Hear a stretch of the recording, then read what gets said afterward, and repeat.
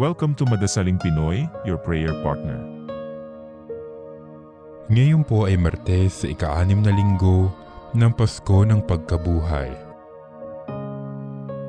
Ang mabuting balita ng Panginoon ayon kay San Juan. Noong panahong iyon, sinabi ni Jesus sa kanyang mga alagad, "Ngayoy paroroon na ako sa nagsugo sa akin. Wala isa man sa inyong nagtatanong sa akin kung saan ako pupunta.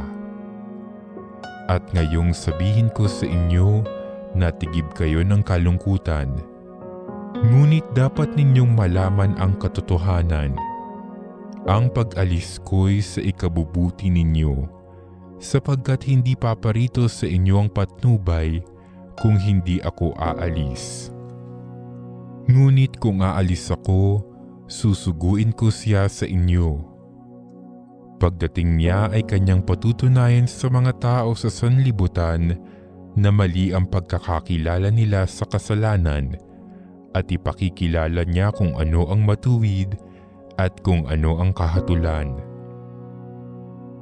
Mali sila tungkol sa kasalanan sapagkat hindi sila nanalig sa akin.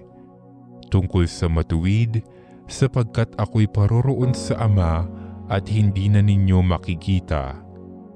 Tungkol sa kahatulan, sapagkat hinatulan na ang pinuno ng sanlibutang ito." Ang mabuting balita ng Panginoon.